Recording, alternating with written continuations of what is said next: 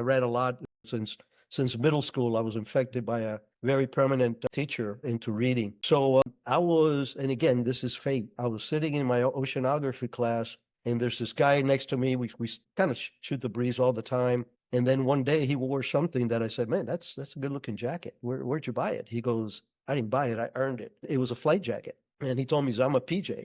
I went, what the hell is a PJ? So he took me to his house. He showed me the photos. 6 months later, I was in the Air Force. So what is a PJ? Because you ended up becoming a PJ, right? So yeah, pararescue is part of our special operations forces in the community, all under SOCOM, Special Operations Command. So you have Navy SEALs, you have Green Berets, you have Marine Raiders, you have Air Force Pararescue and Air Force Combat Controller. Those are the 5 main components. Rangers are also right there on the cusp. You just get used to not really knowing and just keep on going until, either something breaks or, you're done for the day, right? Like that was that mentality. I wanted to dive into a little bit about, maybe the training of what it takes to be a PJ, right? Because I'm fascinated with that because when I hear a Navy SEAL say, I've seen PJs put people back together that I thought were long gone, and they all say, if I have a choice of, someone I'm taking on a mission with me, it's a PJ every single day of the week. That speaks volumes to the community and to the training that PJs go through. So what was that like? Well, first of all, we there's a lot of Air Force jokes out there. And I always tell people, I say, you joke about the Air Force until you either need close air support from combat controllers or a pararescueman to pull your ass out. And when I taught at Fort Bragg, I taught at Fort Bragg for about 7 years. I had a special forces guy come up to me.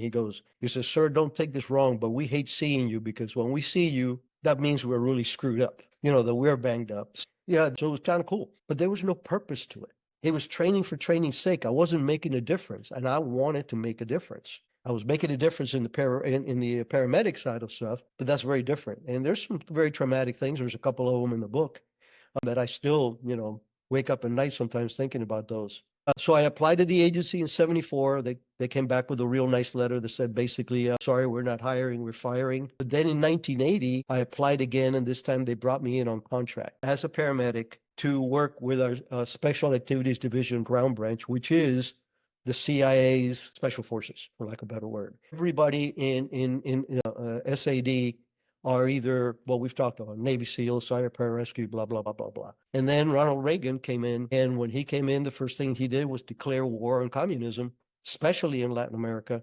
And that's the beginning of the Contra program, where the Sandinistas, the communist Sandinistas in Nicaragua, supported by the Cubans, supported by the Soviets via Cuba, is a more accurate description. He wanted that gone. And the agency at the time did not have a single native Spanish-speaking paramilitary guy. Wow. Great paramilitary guys, and they had great Spanish speakers, but Spanish speakers were not military, and the paramilitaries weren't native speakers. So everybody scratched their head. What was the name of that PJ? Blah blah blah. And that's how I got in. And for the first 14 months of that program, I was the only gringo in the camps because that's why the title of the book is Black Ops. Black Ops is where the American hand has to be hidden. And I could pass as a matter of fact, I was there as a hunter and major, intel guy with the Air Force.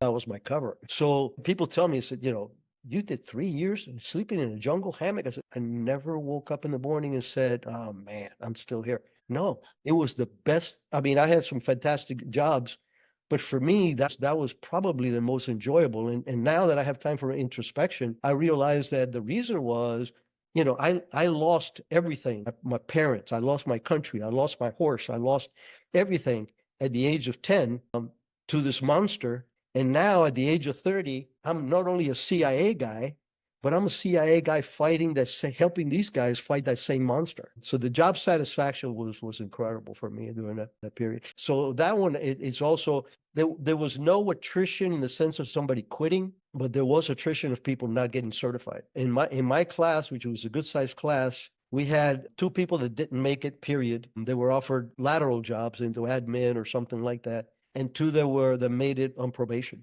They had to prove themselves. They had a 6-month. But it was tradecraft. It was spycraft. It was what makes people ticks and the legalities of what we do. Very few people understand that the CIA is the only federal agency that has what is called Title 50 authorities. That means if the president, he or she, signs a lethal finding or any finding and hands it over, we can legally go do, by U.S. standards, illegally where you're doing it, of course, and that's it. Bin Laden, of course, shortly thereafter went into Afghanistan, and once he did that, the game was over. But the beauty of it is that very same unit that we started in January of 1996 is the unit that on May 1st, I think it is, 2011, was able to get bin Laden. And everybody says, Wow. well, the SEAL team shot bin Laden. I said, yes, the SEAL team shot bin Laden.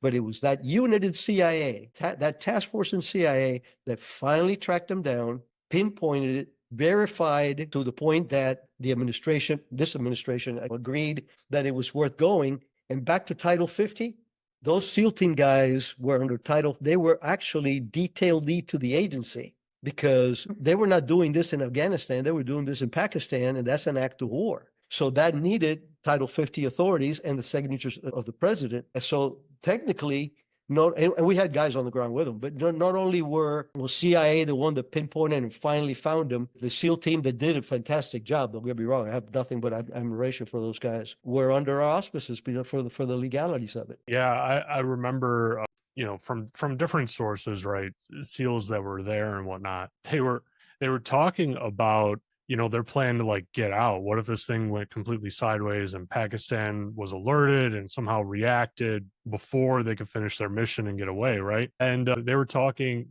okay, we have different tiers of QRF. We have one QRF that isn't that far away of a whole bunch of SEAL Team 6, like other SEAL Team 6 guys. So Huh. it is definitely a team sport. Yeah, I mean, I think the beautiful thing about the military and the CIA, specifically like with, Ground Branch, you're getting all these guys with all this different training, all these different expertise, right? All this different background. And, when you bring them to the table and say, hey, like we have this thing over here, we need you to bring it to us or destroy it or whatever it might be, the SEAL is going to approach it from a different angle than the Green Beret or different angle from the CIA, operator, right? Like whatever that looks like. And you get to go through and like really create, and design like the perfect situation. And as a matter of fact, we've had dozens of chiefs of station. You're looking at one of them.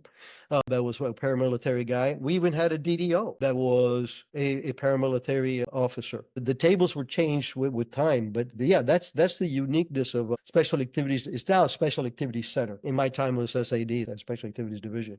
The fact that you have these really highly trained and specialized people, whereas air, navy, whatever it is, but they're also case officers.